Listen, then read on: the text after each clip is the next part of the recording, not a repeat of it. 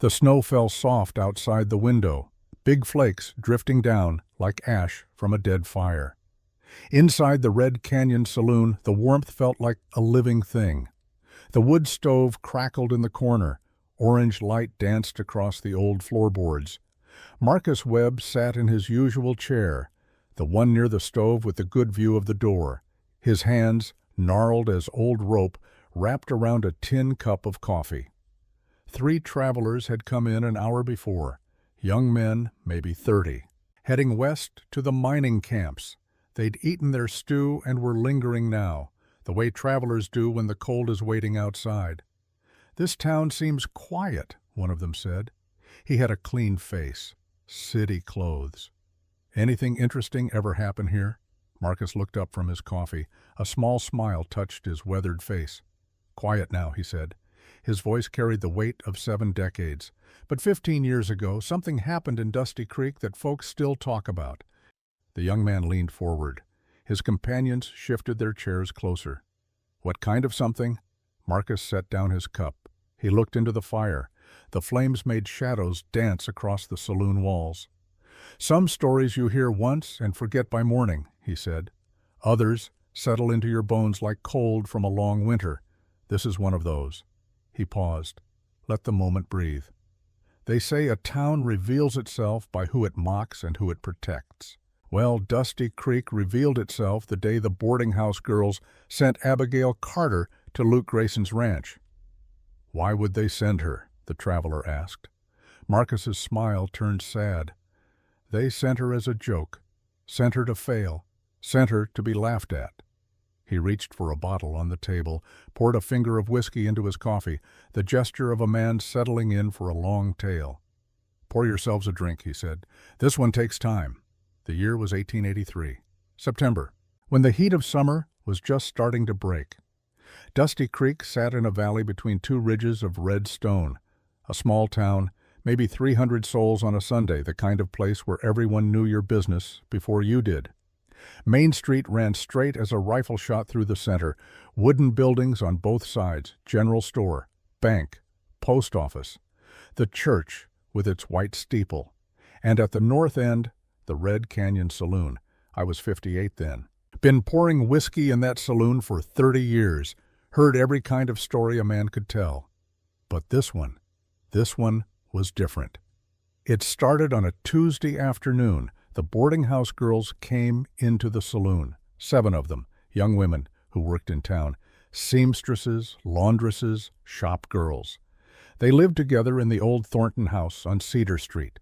Mrs. Helen Thornton ran that house with an iron hand, kept the girls respectable, made sure they went to church on Sundays. The girls were laughing when they came through the door, that high, sharp kind of laughter that makes a man's neck prickle. Lizzie Hall led the pack. She was the pretty one, golden hair, blue eyes, the kind of beautiful that knows its own power. 24 years old and sharp as broken glass. She walked straight to the notice board, ripped down a piece of paper, and waved it like a flag. "Look at this," she called out. Her voice carried across the whole saloon. The other girls crowded around. I was wiping down the bar, watched them with half an eye. "Luke Grayson's ranch," Lizzie read aloud. "Help wanted. Barn cleaning. Fair pay." The girls erupted in giggles. "Fair pay," one of them said. "For working under that devil?" "My brother said Grayson threw a bucket at the last boy who worked for him. Fired 3 men in 1 week. Has a temper like a rattlesnake." They all knew the stories. Luke Grayson, the angry rancher, the man nobody wanted to cross. He lived alone on 300 acres at the edge of the valley, worked his land like a man possessed, spoke to no one unless he had to.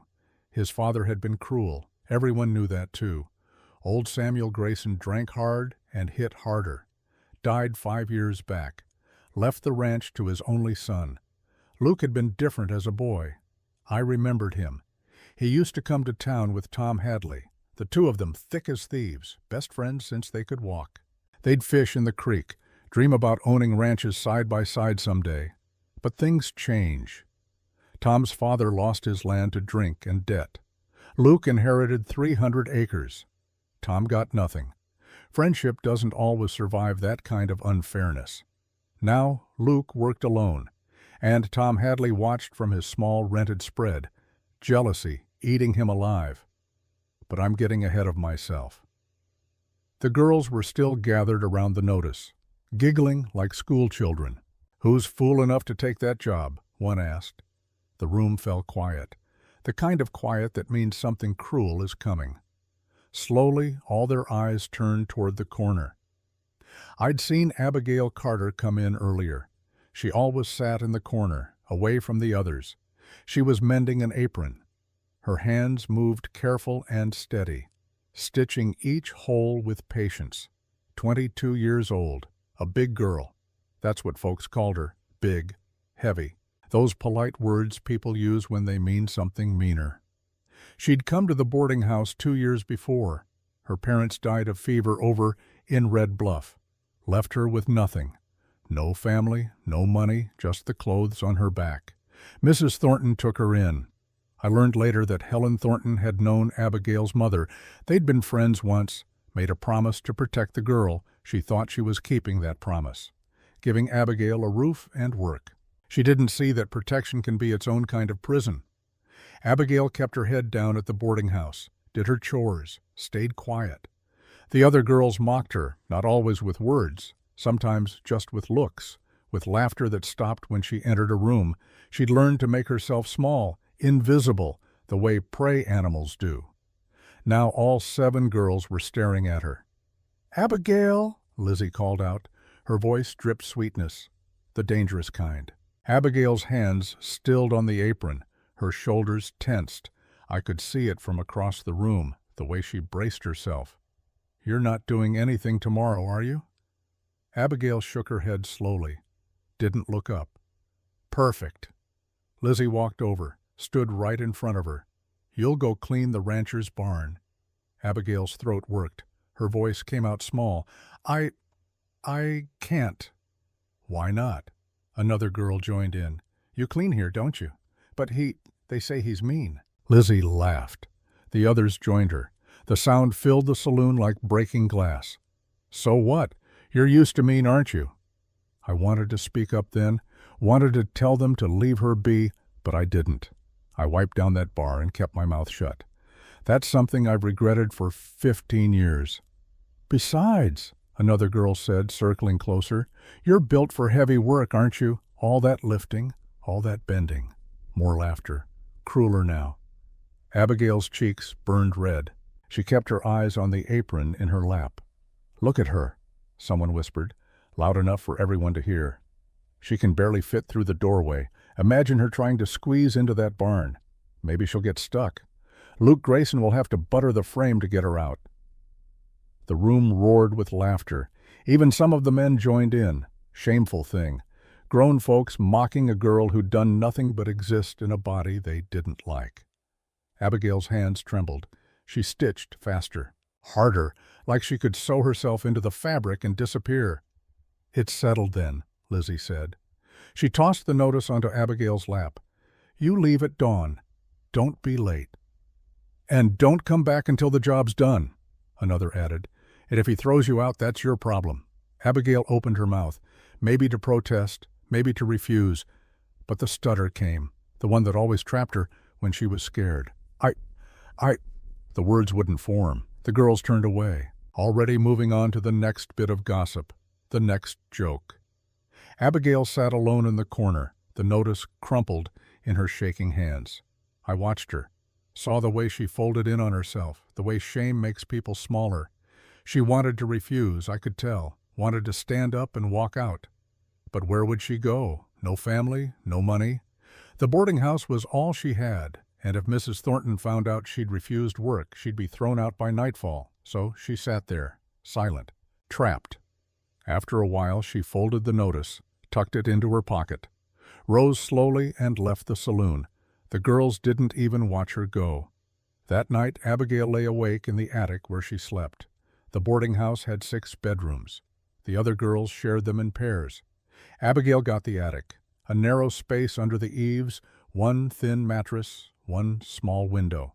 She stared at the wooden beams above her head. Listened to the other girls laughing downstairs. Their words echoed in her mind. Built for heavy work, can't even fit through a doorway. She'll break his floorboards. The cruelty cut deeper than any blade. She pressed her hands to her chest, felt the rise and fall of her breath. "Why was I made this way?" she whispered into the dark.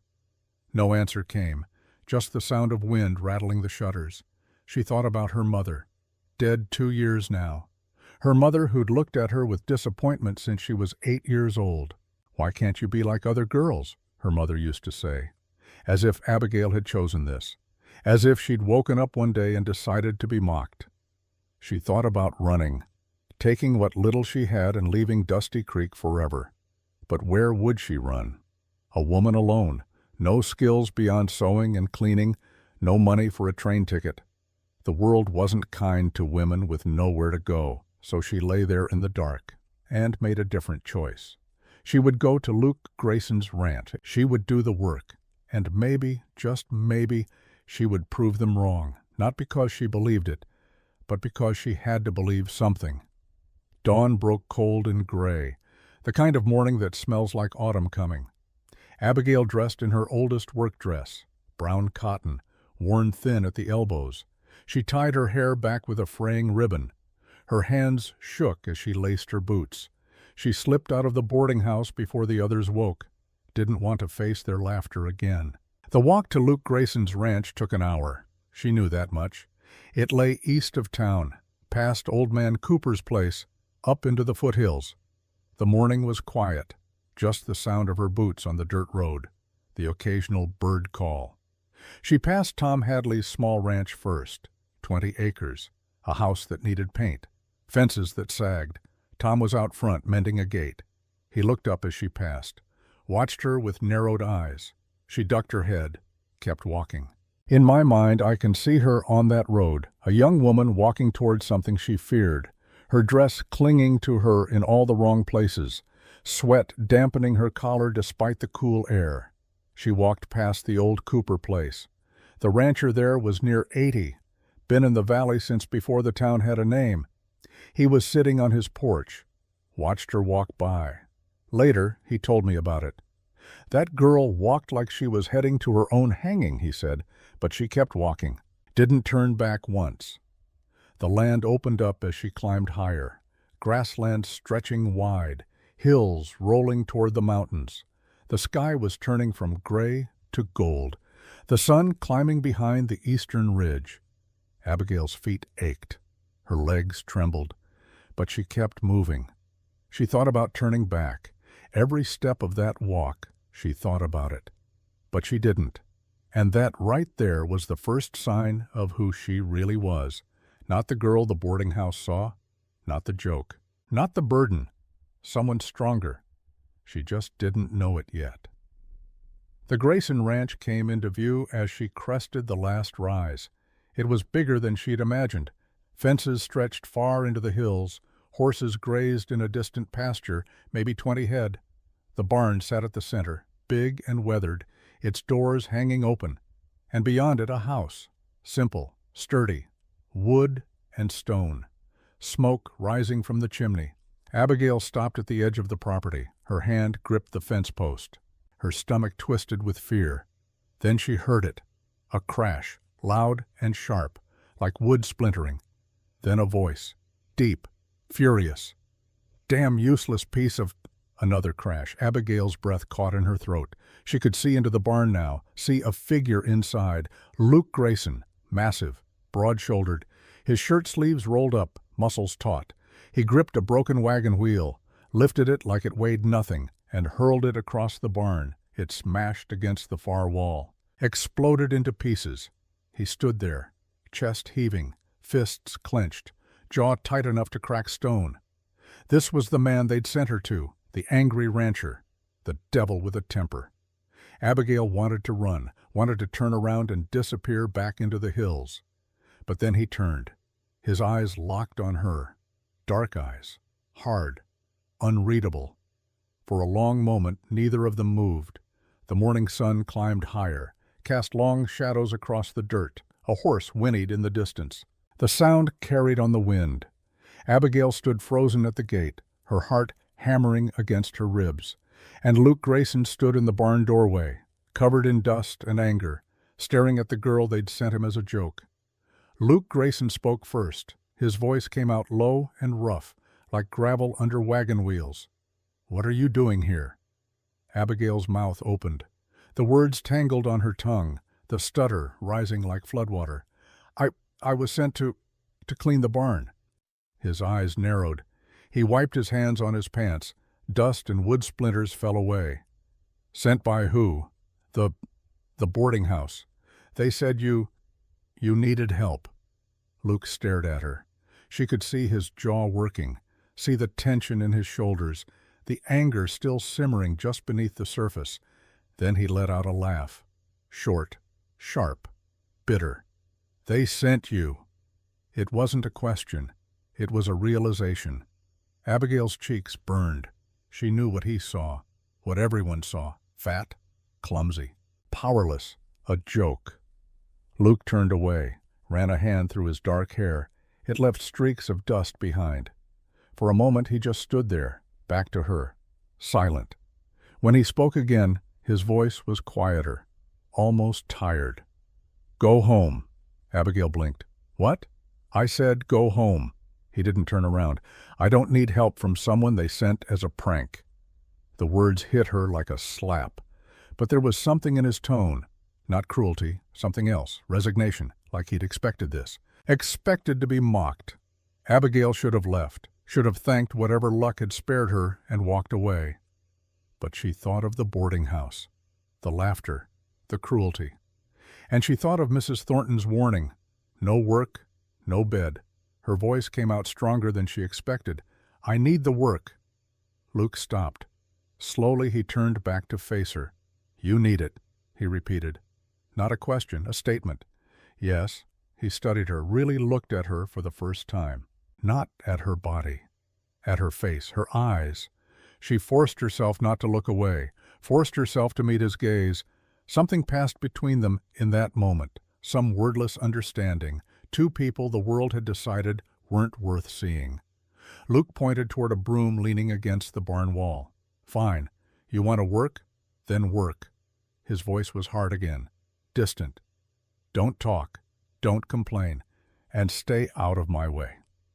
Abigail nodded quickly, her heart still pounding.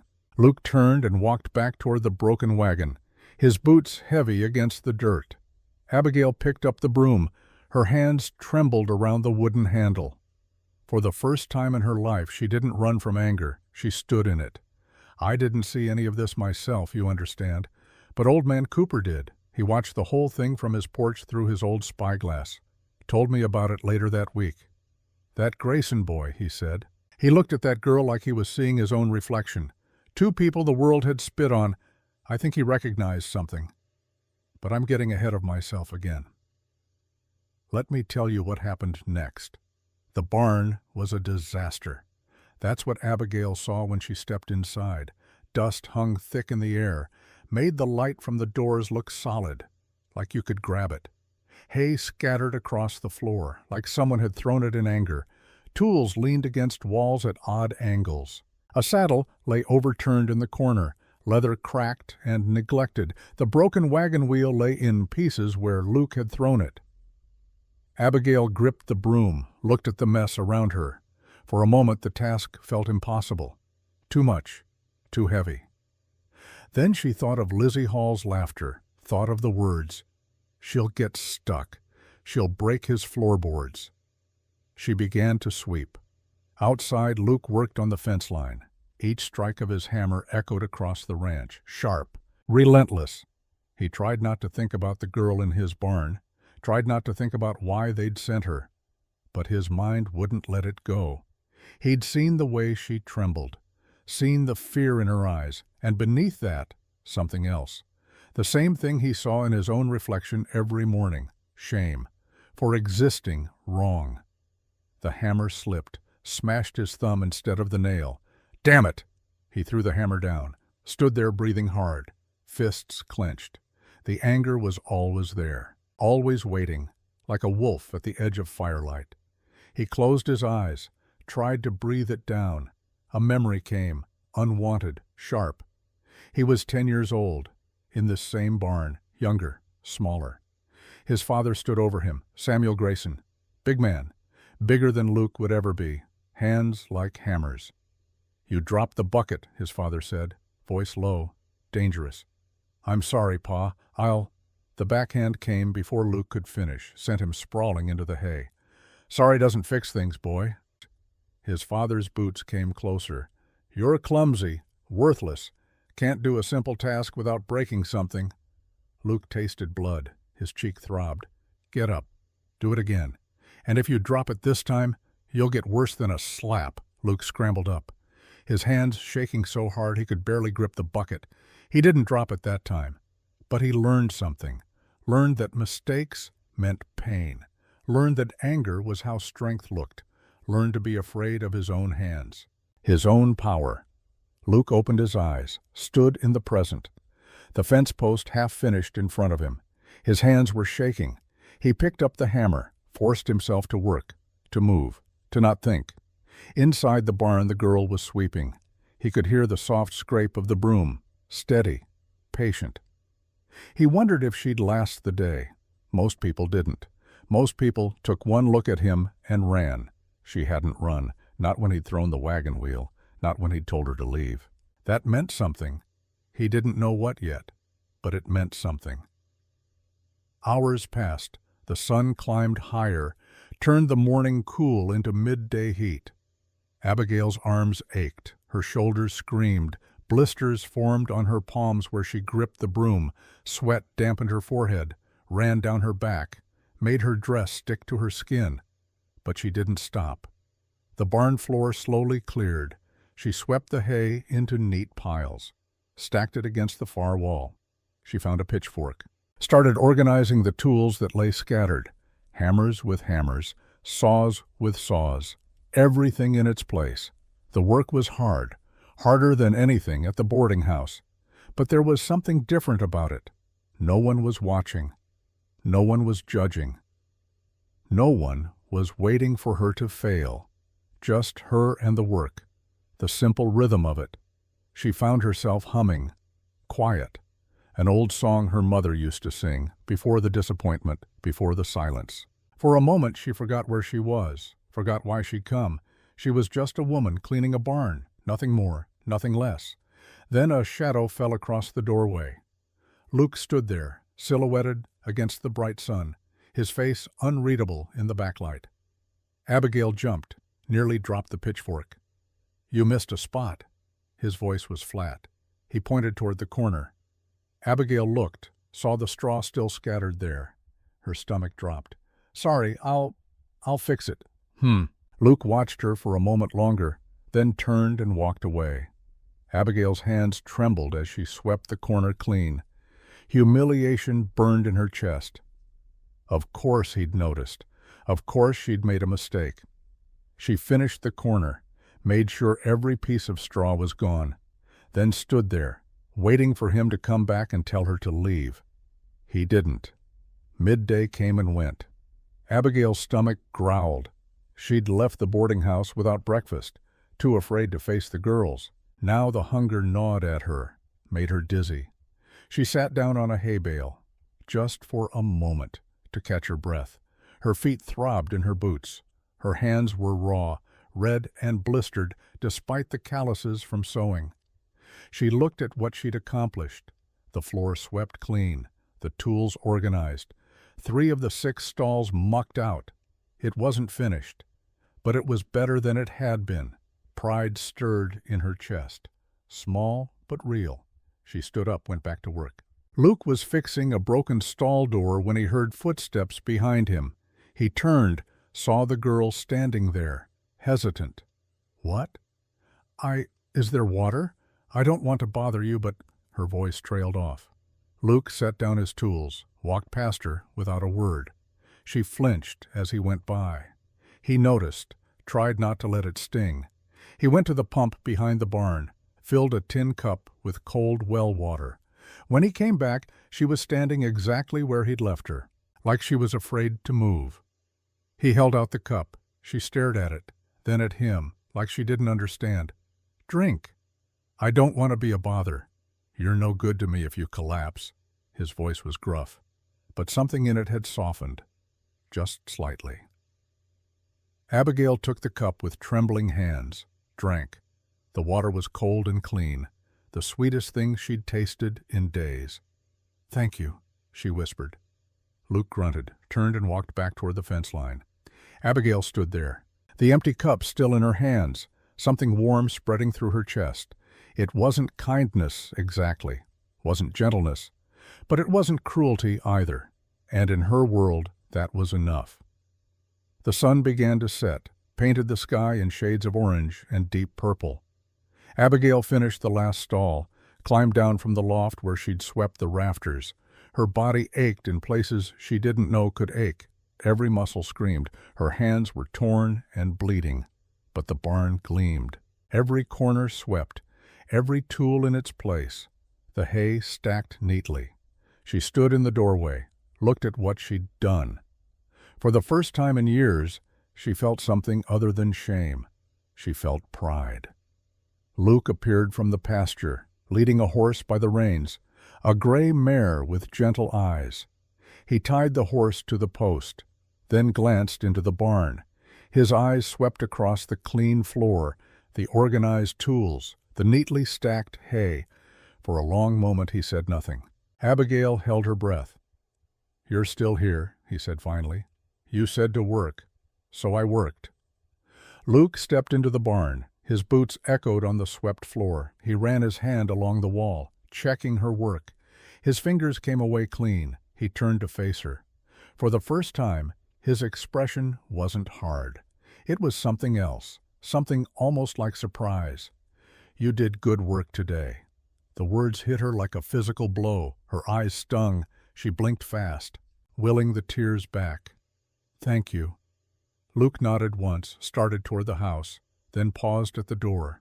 "Be back at dawn. There's more to do." Abigail's breath caught. You want me to come back?" He looked at her over his shoulder. "You want the work or not?" Yes, I do." "Then be here at dawn." He disappeared into the house. Abigail stood alone in the barn, twilight deepening around her. Her body ached. Her hands were raw. But her heart felt lighter than it had in months. She wasn't a joke here. She was a worker, and someone had told her she'd done good. The walk back to the boarding house felt shorter somehow, like her feet didn't quite touch the ground.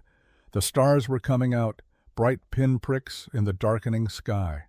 Abigail thought about tomorrow, about coming back, about the work waiting. She thought about Luke Grayson, the angry rancher who hadn't yelled at her, who'd given her water, who'd said she did good. Maybe, she thought, maybe this could be something. She didn't dare hope for what, but maybe something. When she arrived at the boarding house, the kitchen was full. The girls gathered around the table, laughing over supper. They looked up as she entered. Abigail braced herself. Well, well, Lizzie called out, the joke's back. How long did you last? An hour? Did he throw a bucket at you? Bet she couldn't even fit through the barn door. The laughter rose like a wave, crashed over her.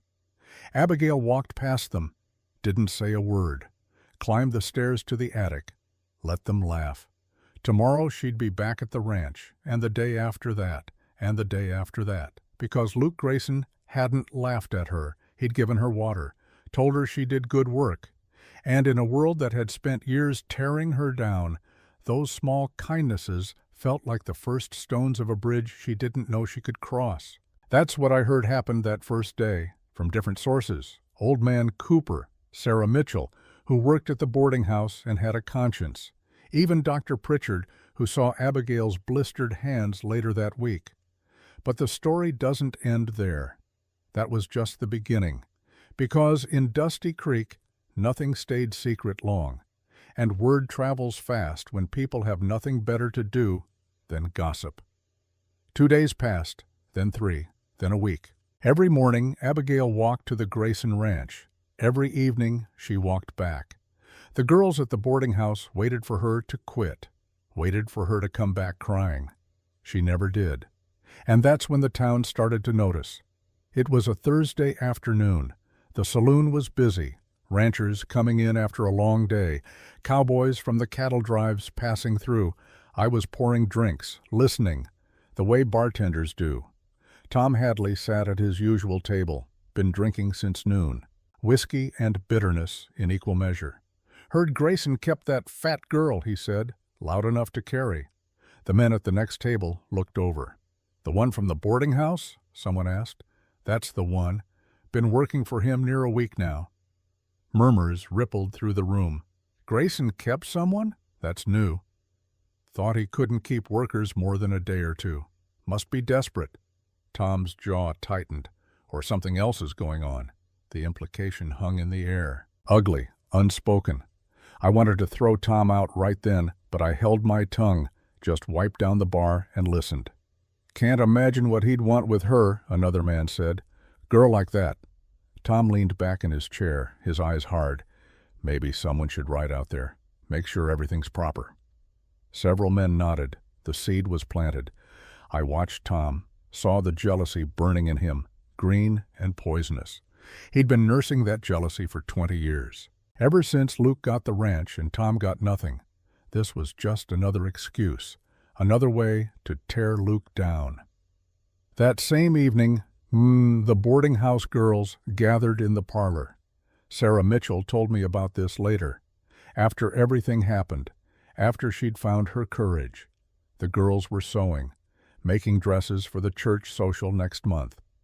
But the conversation wasn't about dresses.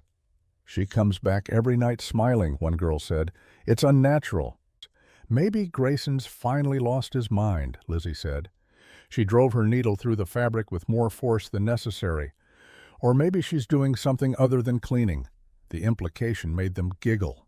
Sharp. Cruel. Sarah looked up from her sewing. "Maybe she's just good at the work." The room went quiet. All eyes turned to her.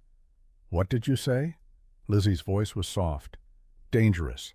Sarah swallowed. "I just mean, maybe she's doing a good job. Maybe that's why he kept her." "Are you defending her?" Sarah looked down at her sewing, the moment of courage fading. "No, I just—" "Good, because if you're on her side, you can sleep in the attic with her." Sarah said nothing. Shame burned in her chest, but fear burned hotter. She kept sewing, kept quiet. That night she lay awake, thinking about Abigail, about the way she walked past their laughter every night, head up, silent. Sarah had never had that kind of courage, never stood up to Lizzie, never stood up for anyone. She promised herself she would, someday, but not yet. The second week began. Abigail arrived at the ranch each morning before sunrise.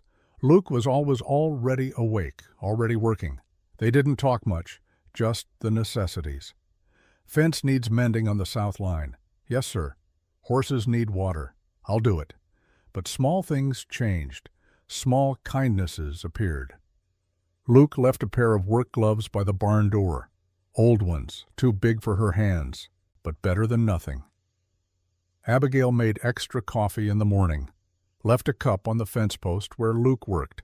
He never thanked her, just drank it, left the empty cup. But he kept leaving the gloves. They were learning each other, the way animals do, careful, wary, but curious. One afternoon Abigail was mending a stall door. The wood was old, splintered, difficult to work with. Luke appeared beside her, silent as a ghost. She jumped, nearly dropped the hammer. "Here." He took the hammer from her. "You're holding it wrong, like this." His hand covered hers, showed her the grip, the angle. His hand was rough, calloused, but gentle. Abigail's heart hammered, not from fear, something else. "Try again." She did. The nail went in clean. "Better." He let go, stepped back. Their eyes met, held for a moment. Luke looked away first, cleared his throat. "I'll be at the north pasture." He left quickly, like he'd surprised himself. Abigail stood there, her hand still warm where he'd touched it. Something was shifting, something neither of them had words for yet. But it was there, growing, like seeds under snow.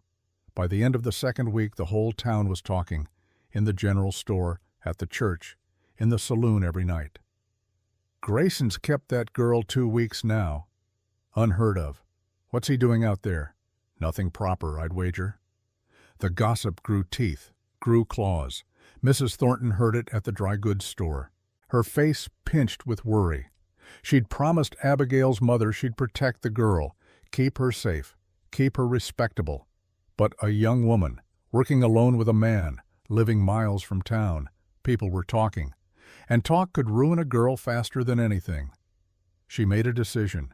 She'd wait 1 more week, see if Abigail came to her senses. If not, she'd have to intervene. Tom Hadley made his own decision, sitting in the saloon, drinking his 3rd whiskey.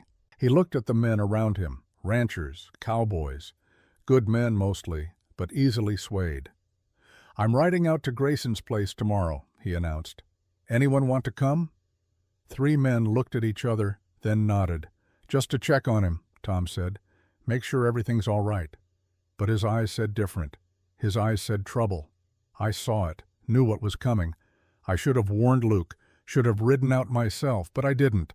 I poured another drink and kept my peace. That's another regret I carry. That night Luke sat in his house, alone, the fire crackling in the hearth. He thought about the girl, Abigail. The way she worked without complaint. The way she didn't flinch from hard tasks. The way she'd looked at him when he showed her how to hold the hammer. He hadn't touched someone gently in years, hadn't let anyone close. His father's voice echoed in his head. "You're just like me, boy, mean, rough, better off alone." But was he? He looked at his hands, big, scarred. His father's hands, but they'd been gentle when he held hers. Careful. Maybe, he thought. Maybe he wasn't his father. Maybe he could be different. The thought terrified him, but it lived there anyway, growing roots. The 3rd week began with rain, soft at first, then harder, turning the dirt roads to mud. Abigail arrived at the ranch soaked through, her dress heavy with water, hair plastered to her face. Luke saw her from the barn, something twisted in his chest. "Get inside," he called, pointed to the house. She hesitated. "The work can wait. Get dry first." It was the first time he'd invited her into his house. Abigail climbed the porch steps, stood dripping on the boards, afraid to go further. Luke appeared with a blanket, rough wool, smelling of wood smoke. "Here." He draped it over her shoulders, careful not to touch her. "Coffee's on the stove." Then he left, went back to the barn. Left her alone in his house. Abigail stepped inside, looked around. The house was simple. 1 main room, a fireplace built of river stone, a table hewn from thick planks, 2 chairs, a narrow bed in the corner, everything clean, sparse, like a man who'd learned to need nothing. But on the mantel a single photograph. A woman, young, kind eyes. Abigail knew without asking. Luke's mother. She poured herself coffee, wrapped her hands around the warm cup, stood by the fire. For a moment she let herself imagine what it would be like to belong here, to come home to this simple house, to warm herself by this fire every day. Then she shook her head. Foolish thoughts, dangerous thoughts. She was hired help, nothing more. But the warmth in her chest wouldn't fade. By mid-morning the rain stopped, left the world washed clean, smelling of wet earth and sage. Abigail went back to work. Luke had asked her to help repair the fence on the south line.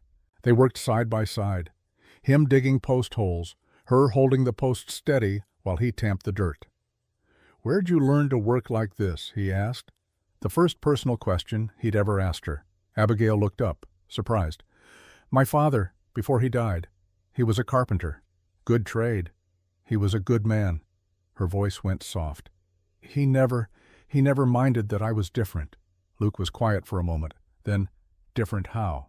She gestured at herself, at her body. "You know?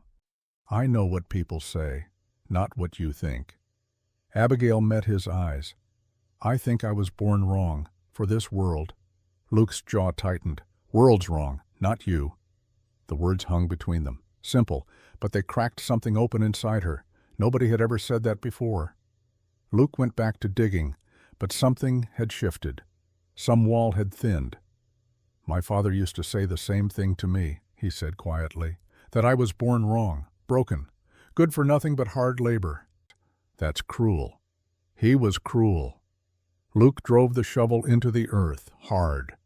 Hit me for every mistake, every dropped tool, every moment of weakness. Abigail's chest ached. "I'm sorry." "Don't be. Made me strong. Made you alone."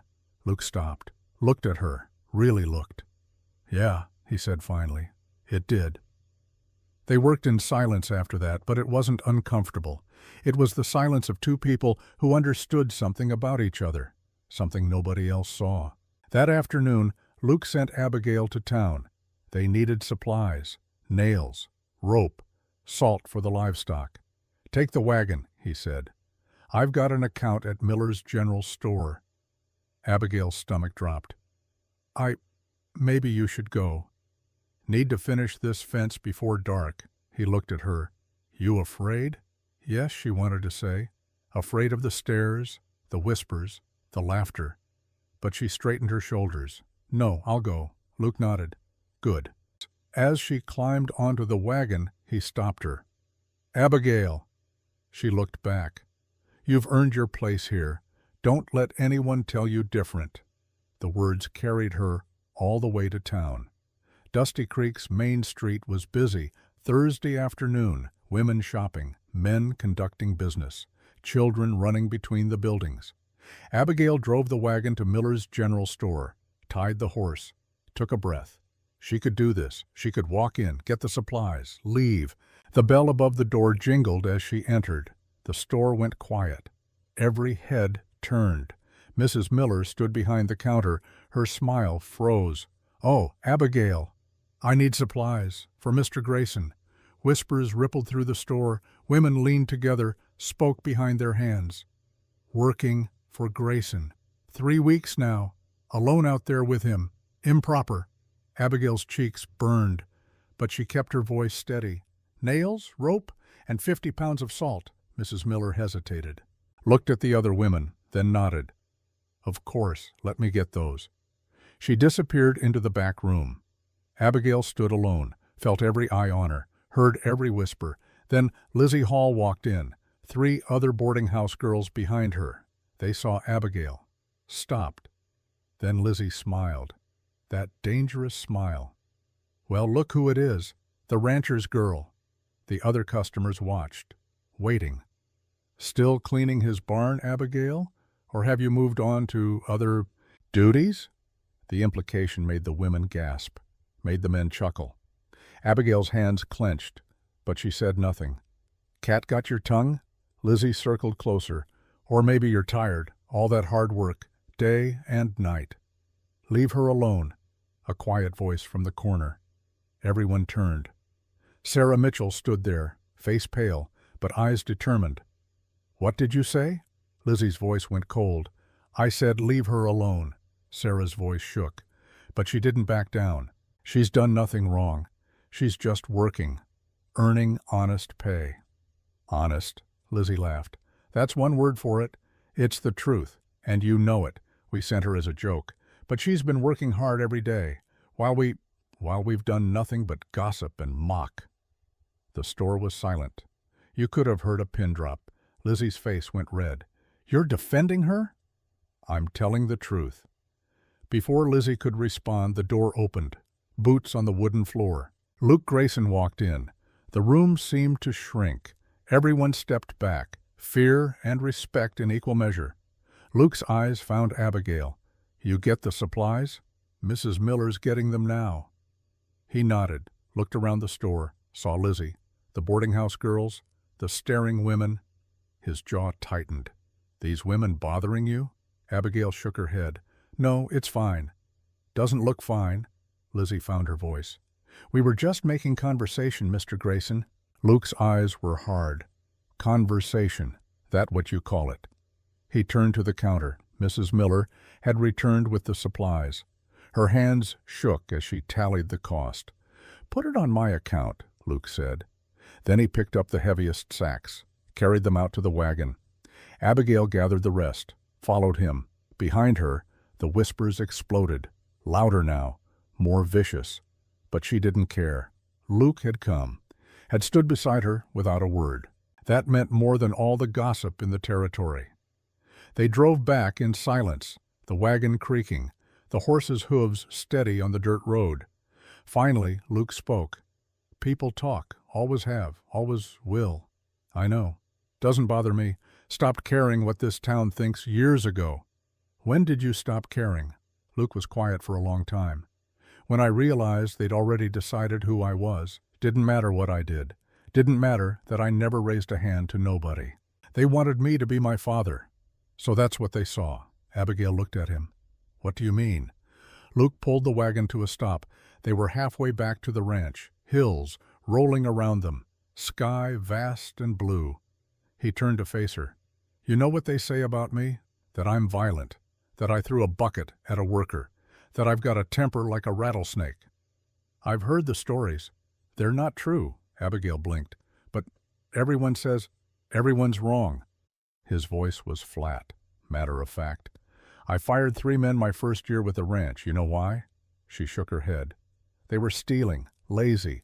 One hit a horse. I fired them, told them to leave." He looked out at the horizon.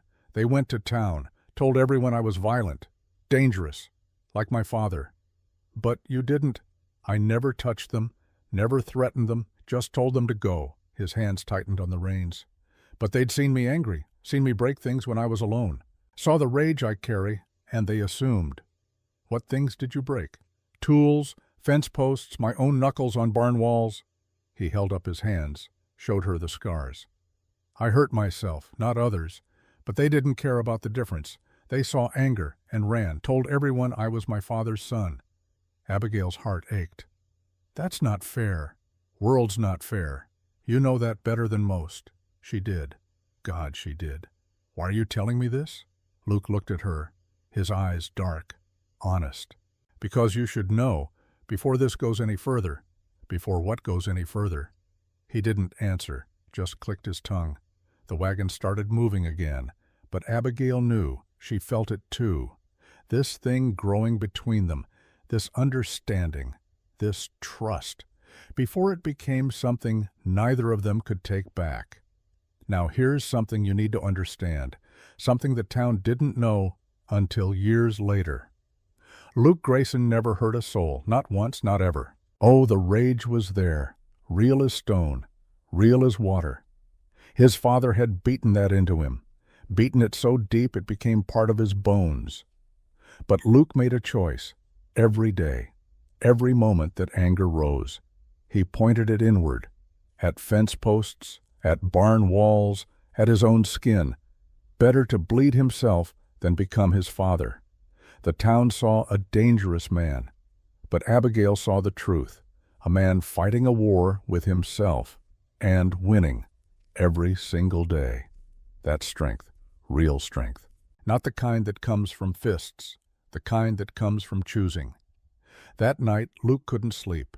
He sat on his porch, watched the stars, thought about the girl sleeping in town, the one who'd been sent as a joke.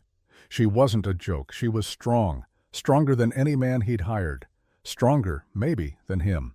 She'd stood in that store, taken their mockery, and walked out with her head high, just like she walked to his ranch every morning, despite the distance, despite her aching feet, despite knowing the whole town was watching. Luke had spent 20 years alone, built walls so high nobody could climb them, but Abigail was climbing, without even trying, just by being there, by staying. And that terrified him, because the closer she got, the more he'd have to let her see. The anger, the damage, the fear that he was broken beyond repair. What if she saw all of him and left? What if she stayed? He didn't know which scared him more. In town, Tom Hadley sat in the saloon, drinking, planning. 3 men sat with him, ranchers, good men who'd been swayed by gossip and whiskey.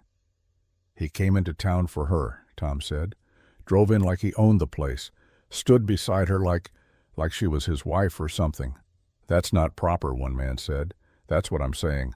Girl's reputation will be ruined. if it's not already." Another man nodded. "Someone should talk to Grayson, man to man." "Tried that," Tom lied. "He won't listen, gets defensive." "So what do we do?" Tom leaned forward, lowered his voice. "We ride out there, Sunday, after church, just to make our concerns known." "Think that'll work?" "It'll work." Tom's eyes glittered. "One way or another." I was wiping down the bar, heard every word, saw the malice in Tom's face. I should have warned Luke right then, should have rode out in the dark, but I was a coward, just like I'd been when the girls mocked Abigail, just like I'd been my whole life. So I wiped the bar, poured the drinks, and let evil grow. Friday came. Then Saturday, the weekend, Luke didn't work. But Abigail came anyway, showed up at dawn like always. Luke met her at the gate. "Don't have to work weekends." "I know, but I thought maybe I could help anyway." Something in his chest loosened. "All right then." They worked together, but it felt different, lighter. Like the walls between them were crumbling. Luke showed her how to gentle a nervous horse. "Talk soft, let her smell you, don't force it." Abigail held out her hand. The mare sniffed, then nuzzled her palm. "She likes you," Luke said. "How can you tell?" "She doesn't like many people, but she knows good when she sees it." Their eyes met, held.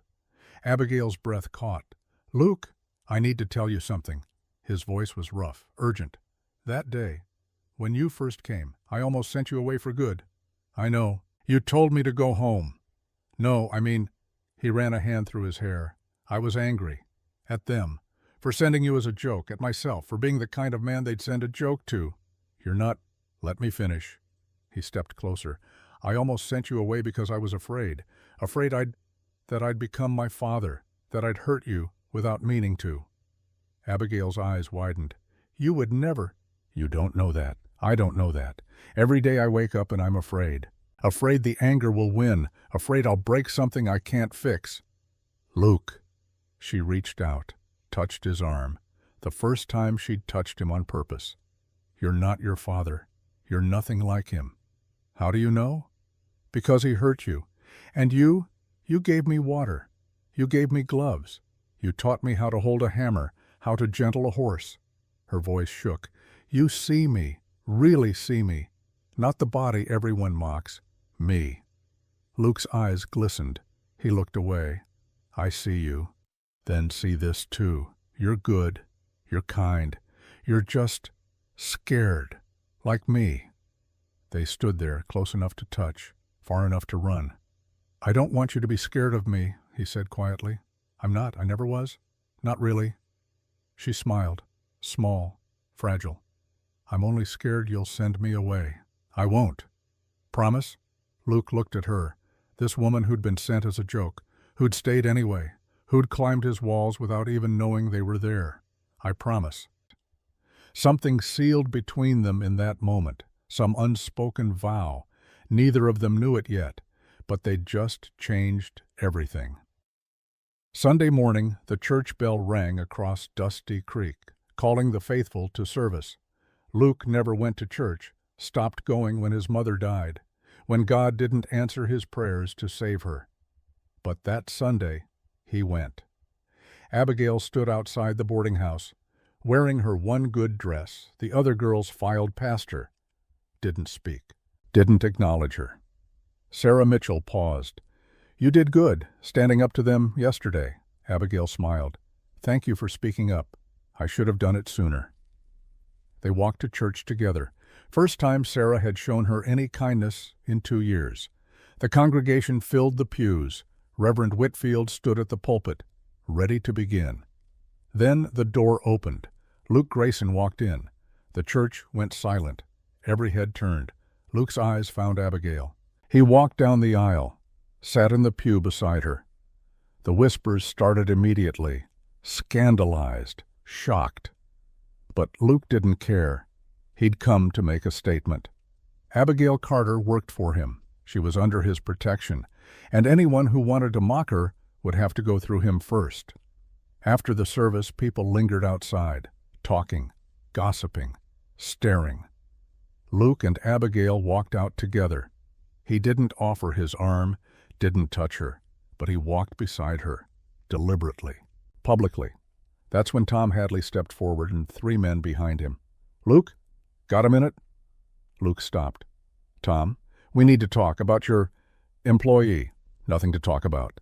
People are concerned. Young woman, working alone with a man. It's not proper. Abigail works hard, earns her pay. That's all that matters." "Come on, Luke." Tom's voice hardened. "You can't be that blind. People are talking.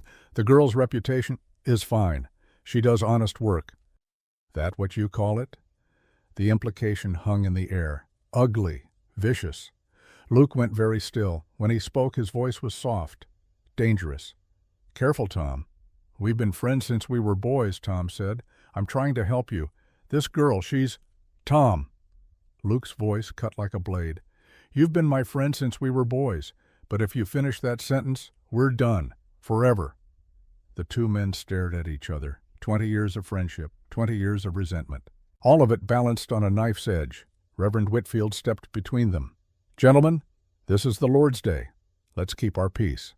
Tom stepped back, but his eyes promised this wasn't over. Luke turned to Abigail. "Come on, I'll drive you back to the boarding house." They walked to his wagon, every eye in town watching. As they drove away, Tom stood in the churchyard, hands clenched, face red with rage. He'd lost Luke's friendship, but that didn't matter anymore.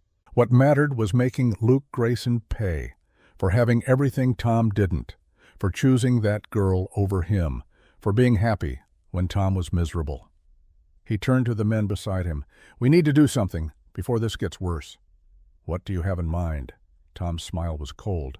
"I know someone who can help. Mrs. Thornton. She's responsible for that girl. If we make her see reason—" The men nodded, the plan forming. They didn't know they were about to start something they couldn't stop. Monday morning came cold and clear, the kind of day that smells like winter approaching. Tom Hadley stood outside the Thornton boarding house, straightened his vest, knocked on the door. Mrs. Thornton answered, her gray hair pulled back tight, eyes sharp behind wire-rimmed spectacles. "Mr. Hadley, what brings you here?" "Need to speak with you, ma'am." "About Abigail Carter." Her expression tightened. "Come in." They sat in the parlor. The room smelled of lavender and old wood. Proper. Respectable. Tom removed his hat, put on his most concerned face. "Mrs. Thornton, I hate to be the bearer of bad news, but as a friend of your late friend, Abigail's mother, I felt I had to speak up." "About what?" "The girl's been working at Luke Grayson's ranch. 3 weeks now, alone with a man, unmarried." "I'm aware. Are you aware the whole town's talking, saying things about what might be happening out there?" Mrs. Thornton's face went pale. "What kind of things?" Tom leaned forward. "Nothing I'd repeat to a lady, but you understand. A young woman, a man with Grayson's reputation. People draw conclusions. Abigail assured me the work was proper. Cleaning, mending fences. I'm sure that's what she thinks." Tom's voice dripped false sympathy. "But Grayson, he's got his father's blood. Mean, unpredictable. What if he's taking advantage? What if she's too afraid to tell you?" Mrs. Thornton stood, walked to the window, her hands clasped tight. She'd promised Martha Carter, promised on her deathbed. Take care of my girl, protect her. And what had she done? Let Abigail work alone with a man. Let her reputation be destroyed. Some protector she was. "I need to bring her back," she said quietly. "That's wise. For her own good." Mrs. Thornton turned. "There's something else. Something I haven't told Abigail." Tom waited. "Her mother left a small inheritance, $200. I've been holding it, waiting for the right time." Tom's eyes gleamed. This was better than he'd hoped. "Give it to her," he said. "Let her leave this town. Start fresh somewhere new, away from the gossip, away from Grayson." "You think she'd go? With $200? She'd be a fool not to. That's enough to go east, find work in a real city, marry a good man." Mrs. Thornton nodded slowly. "I'll write to her. Ask her to come see me." "Good." Tom stood. "You're doing the right thing, ma'am. Martha would be grateful." He left, walked down the steps with a smile. Luke Grayson was about to lose everything. The girl, his peace, maybe even the ranch, if things went well. And Tom would finally get what he deserved. The letter came on Wednesday, delivered by Sarah Mitchell. Abigail was at the ranch, helping Luke repair the water trough. Her hands covered in mud, her dress rolled up to her knees. She was laughing, actually laughing. Luke had just told her about a horse that liked to steal hats. The way he told it, deadpan, serious, made it even funnier. Sarah rode up on Mrs. Thornton's old mare, saw them together, saw the ease between them, the way they worked side by side like they'd done it for years. Her heart ached. This was what she'd never had, this simple happiness. "Abigail!" she called. They both looked up. Luke's expression shuddered immediately. That wall coming down. Abigail stood, wiped her hands on her apron. "Sarah, what's wrong?" "Nothing's wrong. Mrs. Thornton asked me to bring you this." She held out an envelope. Abigail took it, her name written in the matron's careful script. "She wants to see you. Says it's important." Abigail's stomach dropped.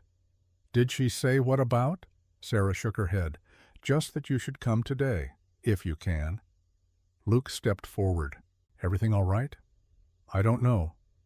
Abigail looked at the letter, then at him. "I should go, see what she wants."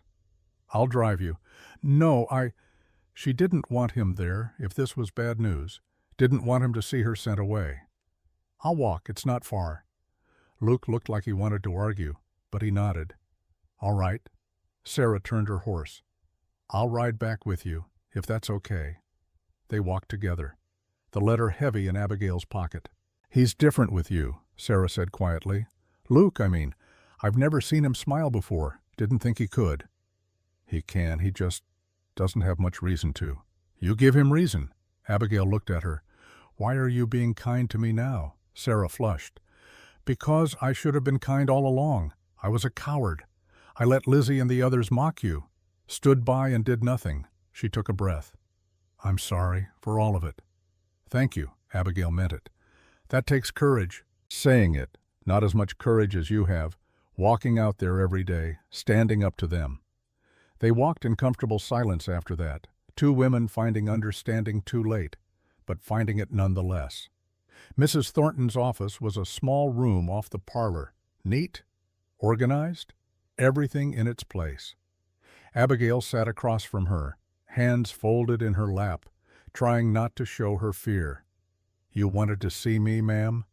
Mrs. Thornton looked at her. Really looked. Saw the mud on her dress, the calluses on her hands, the way she sat straighter than she used to. Chin up, eyes clear. The girl had changed, grown stronger, more sure of herself. Was that Luke Grayson's doing?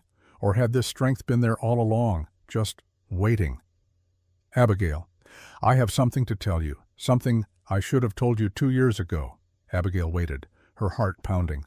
"Your mother, before she died, she set aside money, a small inheritance for you, $200. Abigail's breath caught. $200. A fortune. "I've been holding it, keeping it safe, but I think it's time you had it." "Why now?" Mrs. Thornton hesitated. "Because you're old enough to make your own choices, and because—" She paused. "People are talking, Abigail, about you and Mr. Grayson." There it was, the real reason. "We're not doing anything wrong. I believe you, but the town doesn't. And once gossip starts, it doesn't stop. It grows, becomes something ugly." She leaned forward. "This money, it's enough to leave. Go east. Philadelphia, maybe. Or Boston. Find proper work. Meet a good man. Have the life your mother wanted for you." Abigail's mind reeled. Leave? Go east? Away from the boarding house. Away from the mockery. Away from this small town that had never wanted her. But also away from Luke. Away from the ranch. Away from the only place she'd ever felt seen. "I don't know," she whispered. "You don't have to decide now. Think about it. The money's yours either way." Mrs. Thornton pushed an envelope across the desk. $200. Freedom, if you want it. Abigail took the envelope, felt the weight of it, the possibility. "Thank you," she said, her voice hollow. She walked out in a daze. the envelope clutched in her hand. Sarah was waiting in the parlor, took one look at Abigail's face and stood. "What happened? I need to go. I need to think." She walked out, down the street. Not toward the ranch, not toward anywhere. Just walked. Luke was fixing the corral gate when Old Man Cooper rode up. "Luke?" "Cooper?" Luke didn't look up. Hammered another nail. "Saw the Carter girl walking through town?" Looked upset. Luke's hand stilled. "When?" "Hour ago, heading toward the creek." Luke dropped the hammer, headed for his horse. "Luke," Cooper called, "whatever's happening, don't let her go without a fight." Luke didn't answer, just rode. He found her sitting by the creek, the one where he and Tom used to fish as boys, before everything broke. She was staring at the water, an envelope in her hands. Luke dismounted, walked over slowly, like approaching a spooked horse. "Abigail," she looked up, her eyes red. "You came. Cooper said you looked upset." "I'm fine." "You're not." He sat down beside her, not too close, giving her space. "What did Mrs. Thornton want?" Abigail held up the envelope.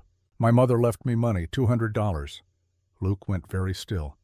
That's good. That's real good." "Is it?" $200. That's enough to leave. Go somewhere new. Start over." "That's what Mrs. Thornton said." Luke's chest tightened.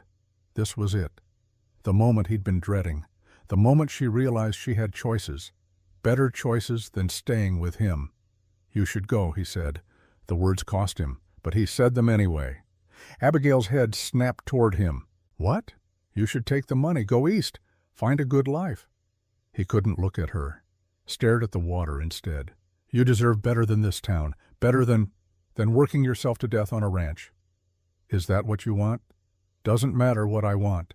It matters to me." Luke closed his eyes. "Abigail, I can't ask you to stay. Can't trap you here. You've got a chance now, a real chance. Not just working for me or going back to the boarding house. A third option." "Why are you doing this?" "Because He stopped, started again. "Because I care about you.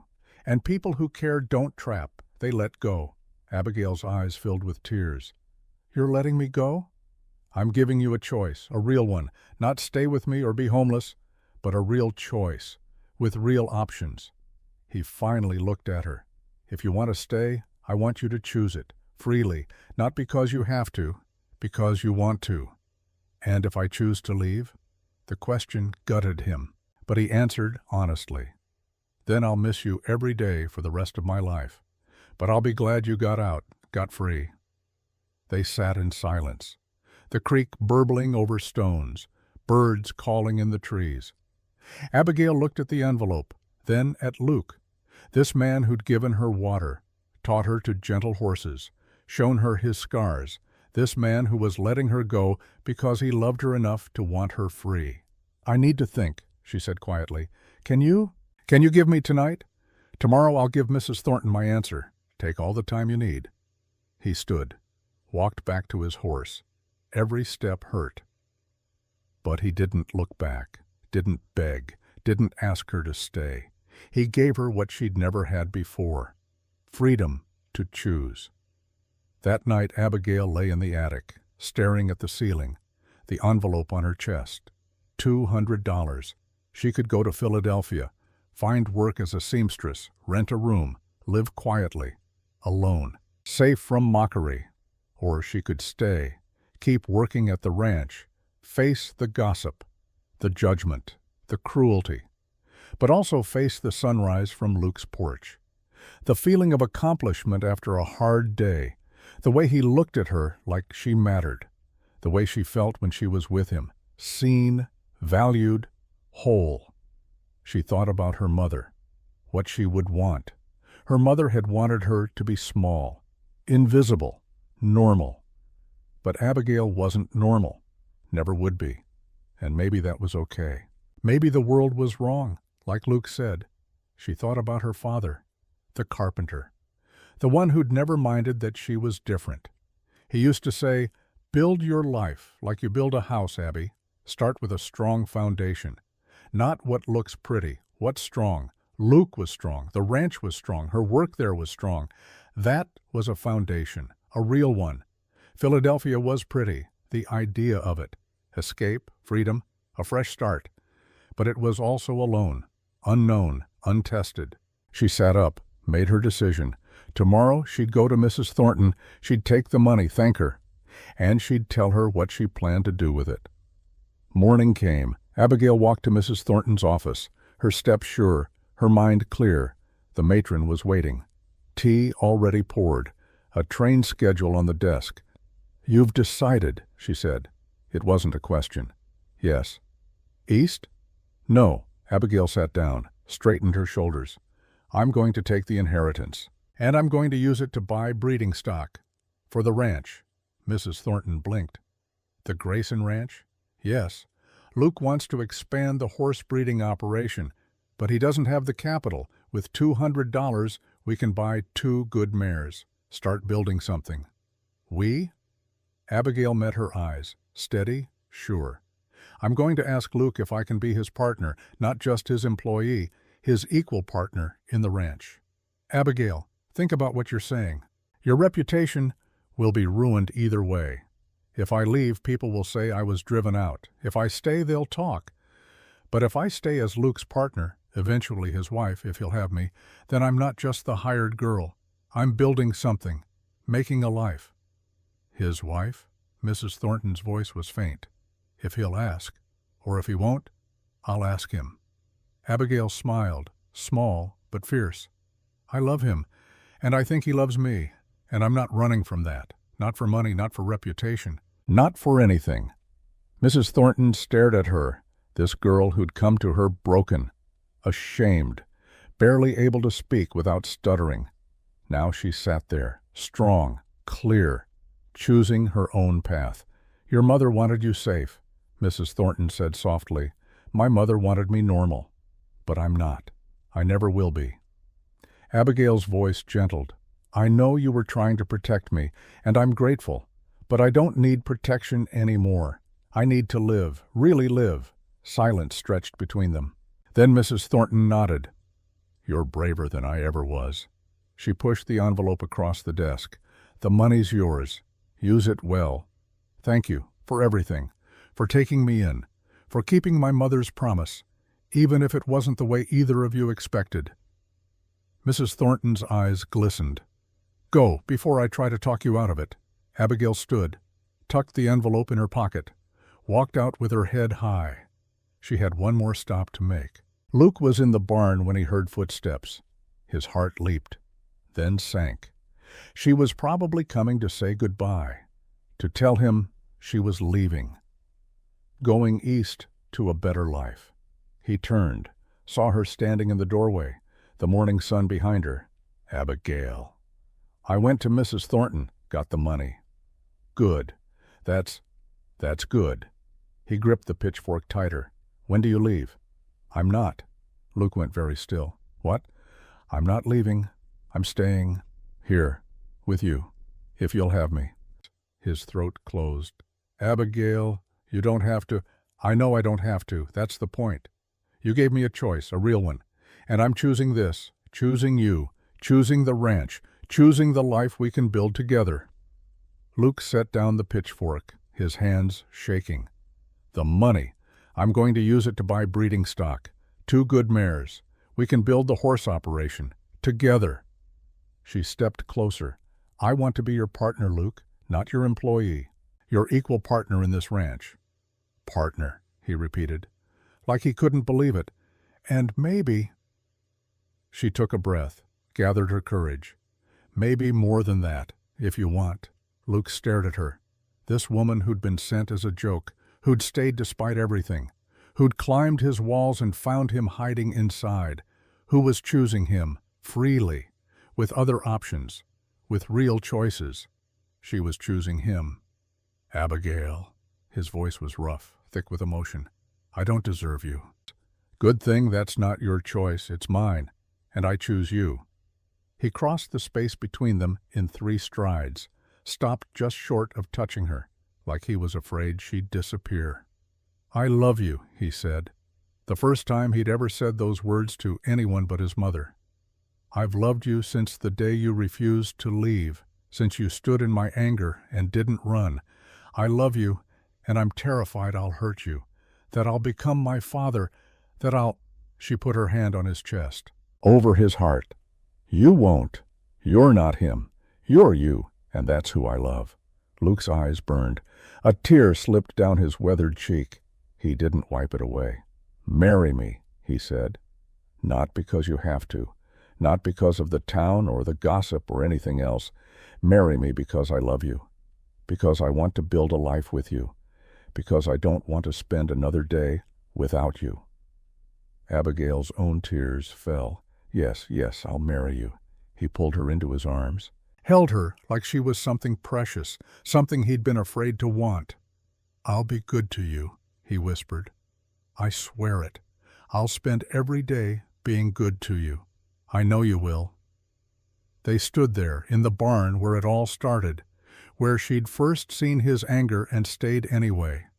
Two broken people finding wholeness in each other. The world outside would talk, would judge, would mock. But here in this barn, in this moment, they were complete. Now Tom Hadley found out about the engagement 2 days later. Heard it from Mrs. Miller at the general store. "Luke Grayson's getting married to that Carter girl. Can you believe it?" Tom's face went white, then red, then white again. He'd pushed Mrs. Thornton to offer the money, counted on the girl leaving, taking Luke's happiness with her. Instead, she'd stayed. Stayed and made Luke happier than Tom had ever seen him. It wasn't fair. Nothing was ever fair. Tom walked out of the store, stood in the street, hands clenched. He could do more, could make more trouble, could write to the territorial marshal, claim impropriety, force an investigation. But what would it accomplish? Luke and Abigail would still be together, still be happy, and Tom would still be alone, bitter, consumed by jealousy. For the first time in 20 years, Tom Hadley saw himself clearly, saw what he'd become, a man who measured his worth by another man's losses, who couldn't be happy unless someone else was miserable. The realization made him sick. He got on his horse, rode to the edge of town, kept riding. Some say he went north, some say west. I don't know. Don't much care, truth be told. All I know is we never saw Tom Hadley in Dusty Creek again, and good riddance. The wedding was small, private, just how Luke and Abigail wanted it. Reverend Whitfield performed the ceremony in the church on a Tuesday afternoon when most folks were working. Old Man Cooper stood as witness, Dr. Pritchard too. Sarah Mitchell was there, cried through the whole thing. Mrs. Thornton came, sat in the back, dabbed at her eyes with a handkerchief. Luke wore his only good suit, black, simple, his hair combed back, hands scrubbed clean. Abigail wore a dress Sarah had helped her make, blue cotton, the color of the sky, simple but beautiful. They stood before the Reverend, hands clasped, eyes only for each other. "Do you, Lucas Grayson, take this woman to be your lawfully wedded wife?" "I do," his voice steady. "Sure. And do you, Abigail Carter, take this man to be your lawfully wedded husband?" "I do." No stutter, no fear, just certainty. "Then, by the power vested in me, I now pronounce you husband and wife." Reverend Whitfield smiled. "You may kiss your bride." Luke cupped Abigail's face, gentle, reverent, kissed her softly. In the back of the church, Mrs. Thornton whispered, "Forgive me, Martha. I was wrong. She's stronger than either of us ever knew." The years that followed weren't easy. Building a ranch never is. Building a life even harder. The town talked, whispered, judged, for a while. But talk is cheap, and work speaks louder. Luke and Abigail bred horses, good horses, strong and gentle. The kind people traveled from 3 territories over to buy. The ranch prospered, grew. They bought more land, hired workers, treated them fairly, paid them well. And slowly, grudgingly, the town's opinion changed. Hard to mock a woman who runs a successful ranch. Hard to call a man violent when he treats his workers with respect. The first baby came 2 years after the wedding, a boy. They named him Samuel, after Luke's mother, whose real name had been Samantha. Then a girl, Rebecca. Then another boy, James. 3 children who grew up on that ranch, who learned to work hard, be kind, stand strong, who never once heard their father raise his voice in anger, who never once saw their mother bow to shame. Sarah Mitchell married the doctor, moved into his house on Oak Street. She and Abigail became true friends, met every week for coffee, talked about everything and nothing. Lizzie Hall married a traveling salesman, moved east, sent 1 letter back, never another. The boarding house closed 5 years after the wedding. Mrs. Thornton moved to Sacramento to live with her sister, wrote to Abigail once a month, asked about the children, the ranch, admitted in her careful handwriting that she'd been wrong about many things. Old man Cooper died peaceful in his sleep at 84, left his land to Luke and Abigail, said in his will, "For showing me that goodness still exists." And the ranch grew, became the biggest in the valley, the Grayson Ranch, known for quality horses and fair dealing, but more than that, known as a place where broken things could heal, where people who didn't fit elsewhere could find a home. Now here's where my story catches up to the present, where I tie it all together. 15 years after that wedding, I was sitting in this very spot, by this fire, getting older, getting ready to retire. It was winter, snow falling, just like tonight. And in walked Luke and Abigail Grayson, holding hands like they still did, like they always would. Luke's hair had gone gray at the temples, his face weathered by sun and wind, but his eyes were peaceful, calm. Abigail had laugh lines around her eyes, her hands still strong from work, her smile still genuine. They sat at their usual table, ordered coffee, talked quietly. I watched them. These 2 people who'd saved each other, who'd built something beautiful out of cruelty and pain. And I thought about all the years between, all the times I could have spoken up, could have defended Abigail when the girls mocked her, could have warned Luke when Tom was plotting. All the times I kept silent. I walked over to their table, set down their coffee. "Luke, Abigail, can I tell you something?" They looked up, surprised. I didn't usually talk much to customers. 15 years ago, I was a coward. I watched Abigail get mocked and said nothing. I heard Tom plotting and did nothing. I'm sorry for all of it. Luke and Abigail exchanged a look. Then Abigail smiled. "Marcus, we forgave you a long time ago. Forgave everyone. Can't build a good life carrying all that weight. Still, I wanted you to know." Luke stood, held out his hand. "You're a good man, Marcus. Always have been." I shook his hand, went back to the bar with something lighter in my chest. That's when I knew their story needed to be told, needed to be remembered. So when folks ask if anything interesting ever happened in Dusty Creek, I tell them. I tell them about the rancher and the girl they sent as a joke. I finish my story. Look at the 3 travelers. They've been sitting quiet, listening. "So they're still here?" one asks. "Still together?" I smile, set down my empty cup. "Look for yourself." The door opens, snow swirls in, and there they are, Luke Grayson, 70 now, tall, straight, gray-haired, but strong, opening the door for his wife. Abigail Grayson, 67, her hair silver, her smile warm, taking his offered arm. They walk into the saloon, shake off the snow, head to their usual table. But before they sit, Abigail catches my eye, winks. She knows I've been telling their story, knows and doesn't mind. "Evening, Marcus," Luke calls. "Cold one tonight." "That it is. Coffee?" "Please." I pour 2 cups, bring them over. The travelers are staring. "These folks wanted to hear a story," I say, "so I told them yours. Hope that's all right." Luke looks at the travelers, then at Abigail. "What'd you tell them?" "The truth, about how you 2 met, how the town treated you, how you chose each other anyway." Abigail reaches across the table, takes Luke's hand. "Good. That story should be told."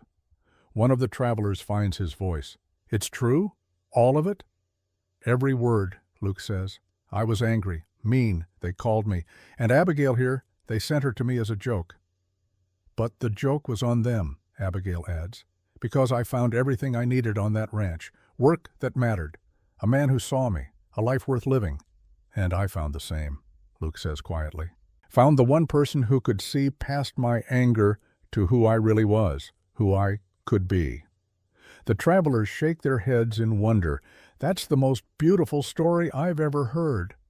It's not a story, I say. It's the truth, and that's why it matters. Luke and Abigail finish their coffee, stand to leave. Luke helps Abigail with her coat, the small gesture of a man who's been treating his wife with care for 30 years. At the door, Luke pauses, looks back. Marcus, thank you for remembering. Hard to forget something that changed a whole town. After they leave, the saloon feels warmer somehow, like their presence left something behind. One of the travelers speaks. Did it change the town? I consider the question. Look into the fire. Yeah, it did. Made us think about who we mock, who we judge. Made us wonder what strength looks like, what love looks like. I pour myself another coffee. They taught us that the people we think are weak might be the strongest of all, and the ones we fear might just be waiting for someone to see past the anger to the heart underneath. Outside, the snow keeps falling, soft and steady, covering the town in white. I think about Luke and Abigail, walking home to their ranch, to their children, grown now, to the horses in the barn, to the life they built from nothing but stubbornness and love. I think about all the years I've poured drinks in this saloon, all the stories I've heard, but none of them, none, have stayed with me like this one. The story of the rancher and the girl they sent as a joke. The girl who refused to be a joke. And the rancher who refused to let her go. The fire burns low. The travelers finish their drinks. Get ready to head to the hotel for the night. One more question, the young one says. What happened to you after all this? I smile. Me? I kept pouring drinks, kept listening, and when I retired 5 years back, you know who bought this saloon? They shake their heads. Samuel Grayson, Luke and Abigail's oldest boy, runs it now. Fair, honest, kind. I stand, old bones creaking. He kept me on, said I tell the stories better than anyone, so here I sit, every night, waiting for folks who want to hear. I walk them to the door. The snow has stopped, the sky clearing, stars bright overhead. Thank you, the young man says, for the story, for everything. Thank you for listening. Stories die when nobody hears them.